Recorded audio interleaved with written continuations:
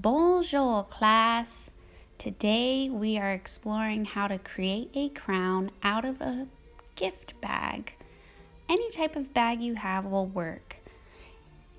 Well, I have a few gift bags laying around that I can use, and I am so excited to create a crown with them. Great. Well, take a look at this portrait designed by Francois Gerard. It's actually a tapestry woven of wool, silk, and silver gilt thread. When Napoleon Bonaparte crowned himself emperor in Paris in 1804, he wore a crown of gold leaves like the emperors of ancient Rome. So we can use a few basic materials like a gift bag, pencil, ruler, scissors, tape, or glue, and get started. Awesome. So for the first part, you can measure, if you would like to be exact, where the front of the crown is and the back of the crown. So from the bottom, it should be about 2.5 inches up, and then the crown should be 4 inches high. On the back, your crown should be 3.5 inches high, and it should be closer to the bottom of the bag. See how the front's higher and then the back is closer to the bottom of the bag? That's so that the crown will sit better on your head. So I'm looking at this example, and I'm using some of those lines that I've learned about in art. I'm actually freehanding my crown. I didn't realize that I needed to use exact measurements, but I wanted to offer that to you as an option. So I'm just gonna mark out where I want the top and the bottom of my crown to be, and of course I'm gonna try to use a lot of this bag so that my crown is nice and big. And I'm just gonna do some curved lines that mimic a leaf. Now I'm gonna mark the edge and continue my crown on the side of my bag. And if you want, you can open your bag up and lay it flat if you want to do the sides of your bag, and it might be a little bit easier.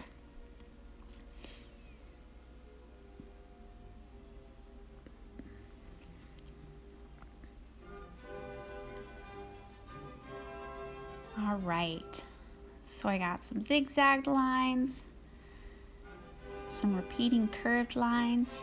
I see a lot of different lines there. Yep, I saw the zigzag and the repeated curves.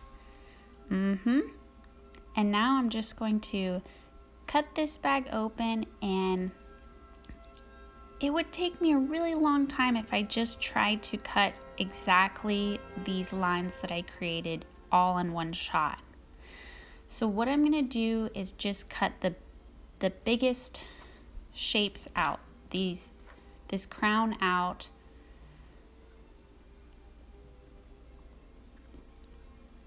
close to the line.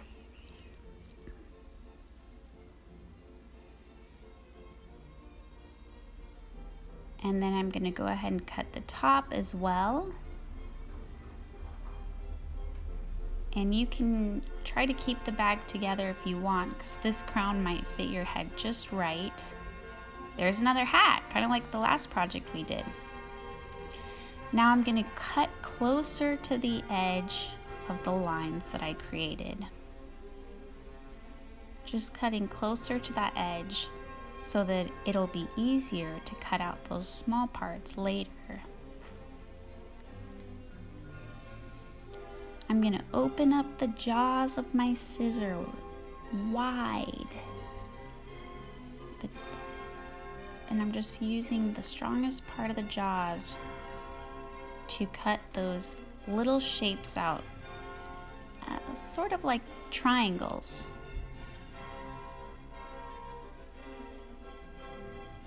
It might be faster for you if you cut this way instead of trying to get it cut all at one time. And I'm going to do the same with the bottom with these curved lines.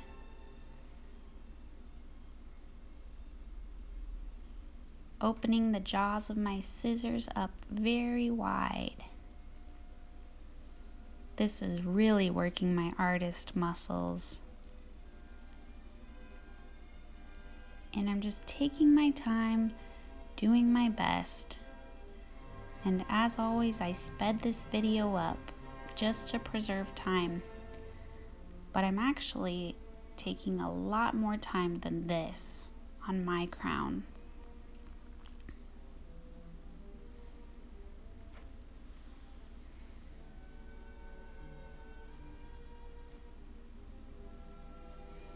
Alright, so I have my crown here. Now you might need to resize your crown, making it bigger or smaller. I had to make mine a little bit bigger, so I took this leftover piece of the leftover bag, took it apart, and just recut the shapes on the top, cut those lines on the top. And I need to also do the lines on the bottom. And I just added this here. I also stapled it. If you have a staple, that will work well for this. And then I'm just trimming this extra off the bottom. There we go. Now with the leftover, I'm gonna open this bag up gently. I don't really want to rip it. I kind of want this to be intact so that when I'm cutting my leaves, I can do that special trick where I fold it in half and then I have duplicate copies of any shape that I cut. So if I keep my bag whole and intact and I draw my leaves, then when I cut it and cut them out, I'll have duplicate copies, two of the same leaf, but I'm only cutting one time. So that's working efficiently. Here I have my bag, and now I'm gonna draw huge leaves. I want those to go on my crown and I want them to stand out. So I'm going to use two curved lines and connect them together, just like the leaves you see outside. And I'm going to try to use as much of this bag as I can. Okay, so I cut the bag in half and now I'm going to cut the rest of my leaves out. I see all your leaves are here. Yep. Now it's time to glue them on. How will you arrange the leaves on your crown? I did some pre-arranging to figure out how I want to glue them on. Looked at the picture for more inspiration.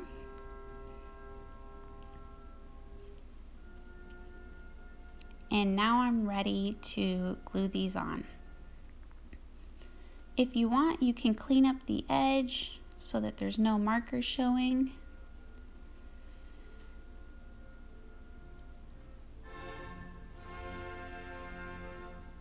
And when I glue this, I'm gonna spread this glue out evenly, nice thin, even layer. And I'm going to hold it on for about 30 to 45 seconds. This takes a lot longer to dry. And just keep adding my leaves. I got all my leaves glued on.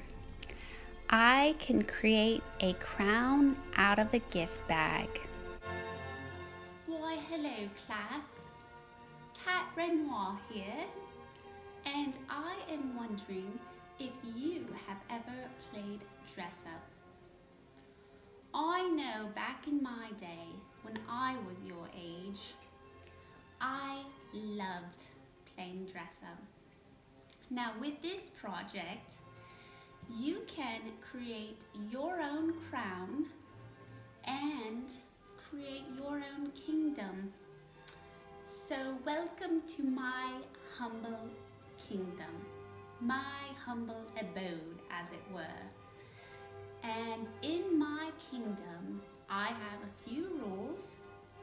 My first rule is use encouraging words. If you don't have something encouraging to say, don't say it at all. My second rule is create, create, create. And if you're not happy with what you created, try again. Keep creating until you've created what you're happy with. Keep practicing. It's like I tell my class all the time. When I first learned how to do a layup, I could not get a swish for the life of me. However, I kept practicing and practicing. My layups got better and better after I practiced about 100 times. And it's the same with art. Practice, create, and just do your best. What are the rules in your kingdom? I'm looking forward to seeing your crowns and seeing what you create. Enjoy, everybody.